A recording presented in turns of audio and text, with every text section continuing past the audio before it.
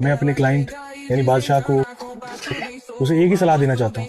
वैसे भी उसका कमबैक तो होने से रहा, तो वो एक काम करे, हलवाई की दुकान खोल ले और फिर से समोसे बेचने लगे। अभी मैंने कुछ दिन पहले ही सुना है वो पिज्जा बेचने लगा है। मेरा पिज्जा खरीद लो प्लीज, एक बार खाकर तो देखो यारों।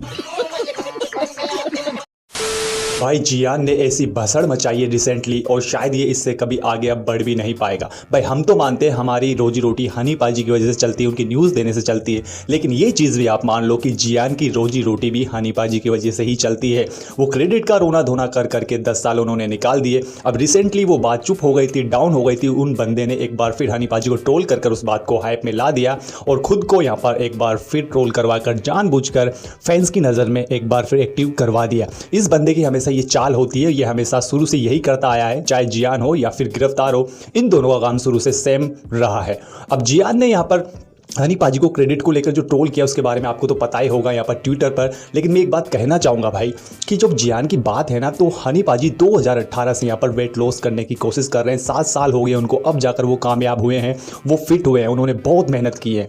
एक बंदे को इतना ही टाइम लगता है भाई जब रियलिटी के साथ वो वेट लॉस करता है, जिम विम जाता है यहाँ पर, लेकिन जियान ने 4-5 महीने में वेट लॉस करके बता दिया। वो कैसे बता दिया? इंजेक्शन के द्वारा। ये बंदा इंजेक्शन दवाई गोलियों से वेट लॉस तो इसने कर लिया, लेकिन अपने शरीर का पूरा नाश भी कर लिया, पूरा आलू जैसा दिखता है बंदा। ठीक है, मैं तो इस बंदे से लास्ट बार भी वही चीज़ कहना चाहूँगा, इसकी ना झाटे हैं ना चूची है, लेकिन इसकी बातें शुरू से ही ना ऊंची ऊंची है। तो जियान भाई सुधर जाओ, बिल्कुल सुधर जाओ, नहीं तो बहुत बड़ा पछताने वाले। अब इस पर तो हम बात करेंगे नहीं गाइस, क्योंकि इस पर जितनी बात करेंगे ये बंदा उतना ही यहाँ पर उस पर टॉपिक पर बातें छेड़ता जाएगा। तो जितना हो सकता है अब इस बंदे को इग्नोर करने की कोशिश करना है, हनी आर्मी को भी, हनी आर्मी के चैनल्स को भी, पेजेस को भी। तो एक बार ये चीज़ करके देखो, उसके बाद ये बंदा कभी उठ ही नहीं पाएगा, क्योंकि इस बंदे का घर चल रहा है ना, तो यो आर्मी की वजह से ही चल रहा है। अब बात कर लेते हैं हनी पाजी की नेक्स्ट न्यूज़ के बारे में। हनी पाजी ग्लोरी एल्बम ने यहाँ पर 400 मिलियन स्ट्रीम कंप्लीट कर ली है स्पॉटिफाई पर। ये बंदा बोलता था एक गाने में कि भाई यूट्यूब को छोड़, व्यूज़ को छोड़, स्ट्रीम्स पे आ जा, तो भाई हनी पाजी ने यहाँ पर इसको वहाँ पर भी बीट कर दिया। भाई पाजी पाजी है, लेजेंड को कभी यहाँ पर ना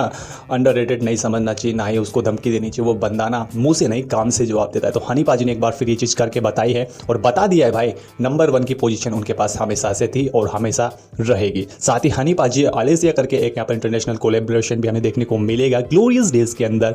ग्लोरियस डेज एल्बम आएगी जिसमें 51 सॉन्ग हुए, उसके अंदर एक और ये हमें गाना देखने को मिलेगा। इन दोनों का सहयोग देखने को मिलेगा।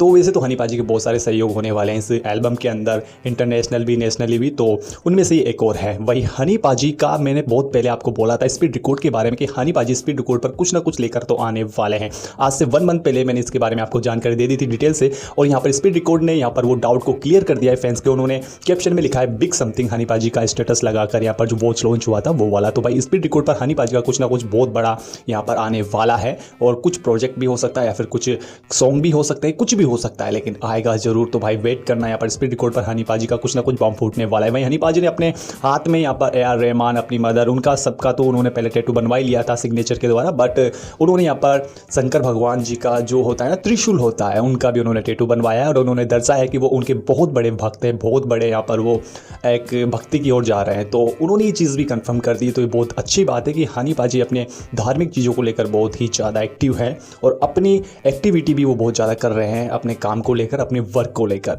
और बहुत लोग इस बारे में ट्रोल भी करते हैं हनी पाजी को कि बंदा सिख है, ये चीज़ करता है, लेकिन हनी पाजी ने वो चीज़ बहुत पहले ही क्लियर कर दी थी कि मैं ये चीज़ क्यों करता हूँ। अगर वो भाई एल्यूमिनाटी से बाहर निकल कर आए हैं, जो इल्यूमिनाटी उनका 666 वाले नंबर थे, वो सारी चीज़ें होती थी, तो उसका रीज़न यही है।